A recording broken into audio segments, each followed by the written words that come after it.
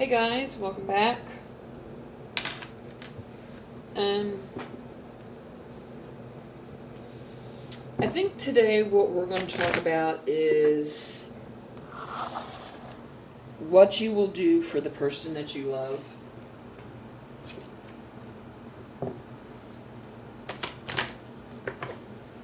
Now, a lot of people might not agree with this, but this is my opinion on what you will do for the person that you love.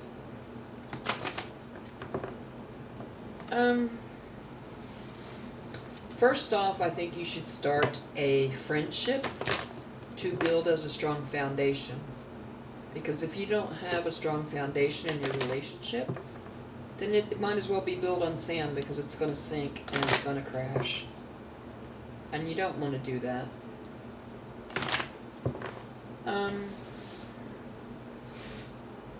Second,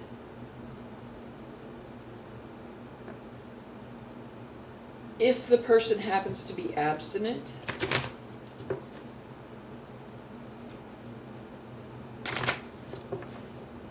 you will accept that. Say like, I don't know.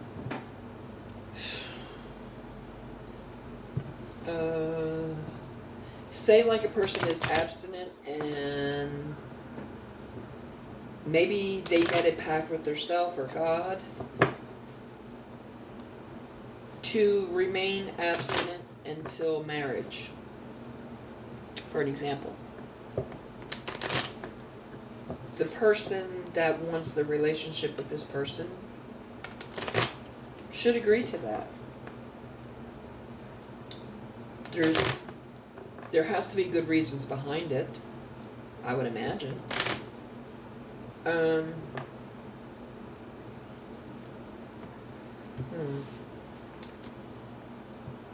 Other things you will do for love. This is if you genuinely love someone and don't see them as a meal ticket or wanting to ride the gravy train,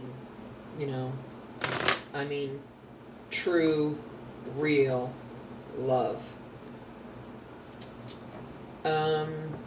You will talk about, say like maybe, I don't know, you knew this person in the past, maybe you dated this person a while back and somebody walked away. Maybe you could talk out all the issues of what happened and why, and any issues that stand before you guys today.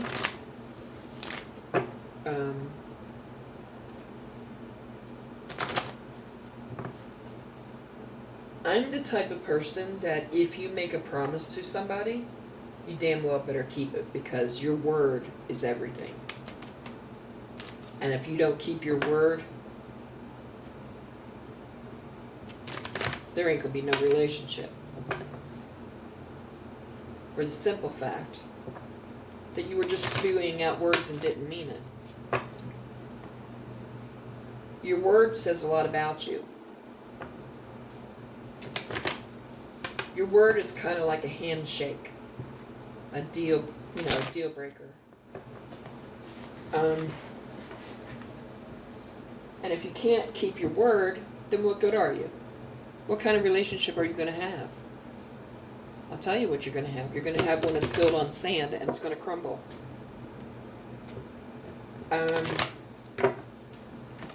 What you should be willing to do for love.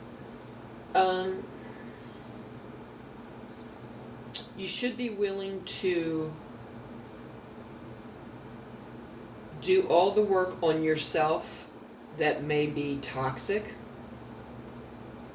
You should be willing to cut out all toxic people of your life, even those who give you bad advice.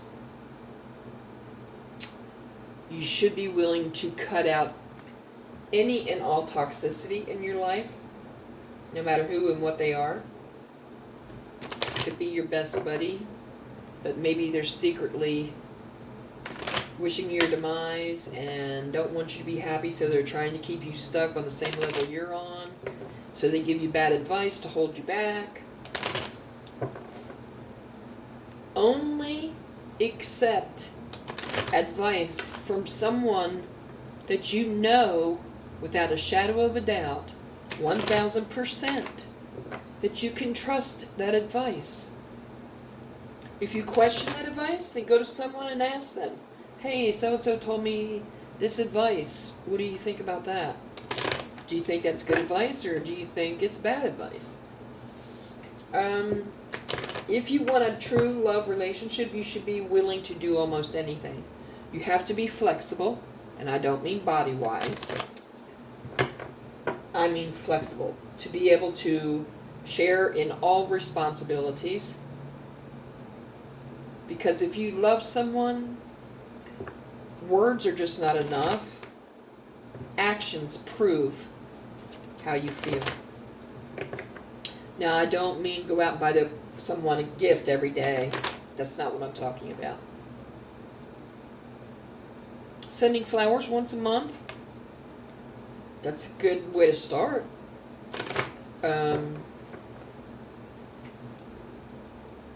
Be creative. Don't keep doing the same boring thing after, because the person's going to get tired of it. Prove how much you care and love someone. Even if it's just doing the dishes or cleaning, taking some of the burden off of them for, cleaning the house or whatever. Or doing the laundry, or, don't do the laundry if you don't know exactly how, because you're going to have pink shirts and everything else, but,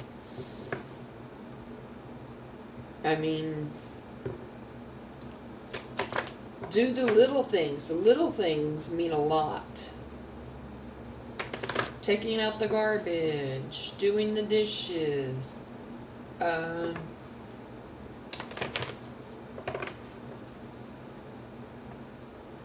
taking that person out on a surprise date once a week or once every couple weeks, whatever you guys can afford. Do some nice gestures for the person. If you know how to cook, cook. But make sure the person you're cooking for likes it too. Like I said, the simple things. Doing the dishes. Drying the clothes. Drying and folding the clothes. Gathering all the laundry and putting it in the laundry room. That would be a big help. Helping out with the kids. Watching the kids while she goes out and has some time to herself. Maybe, pay to have her hair done or whatever she wants to do to herself. Actions like that is what proves to people that you love them. Not only through sex, but, the little things in life. To me, I would be happy, if we shared household responsibilities, because we're both living in that house. It's not fair to leave it all into one person. Now, I can't cut grass, or weed whack or anything like that. That would be his job, but, I would like to share household responsibilities because we are in this together. We are living in the house together. And that's a good way to show how much you love somebody. Just by doing the little things. The little things mean a lot.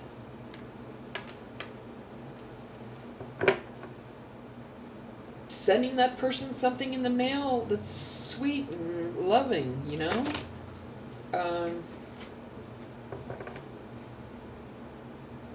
taking them out to dinner like maybe once a month or something. Just little sweet, tender ways of showing how much you care. I think people kind of get caught in the cycles of life, and all that stuff gets put on the back burner. And when that stuff gets put on the back burner, the relationship suffers for it. And that's not fair to you or your partner. I mean, even if you go, I don't know. Let me think for a second. Even if you go to like a nursery and buy her favorite flowers to plant outside, that she can plant out in the yard. You know, that's sweet. Stopping on the way home from work and maybe picking up her favorite McDonald's meal. Like mine is a large quarter pounder meal with Coke with no ice. Something simple as that. That means a heck of a lot to somebody. Stopping and getting maybe their favorite ice cream. Little surprises are proof of how much you care and love that person. And that it shows that you're not just using that person and that you don't think about them, you know, that they're just there to do the housework and all that stuff. And to service you when you want it. And I mean, be romantic. Light candles. Sprinkle rose petals all over the place. You know?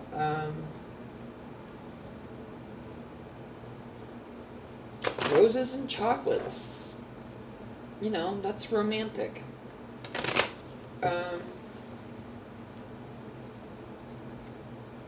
When you do stuff like that for the one that you love, the other person's going to want to do things like that for you.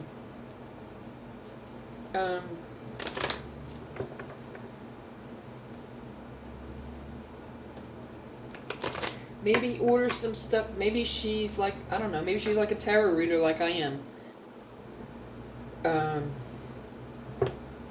Maybe order the cards she wants on Amazon or something and send them to her secretly in the mail, you know, as a surprise.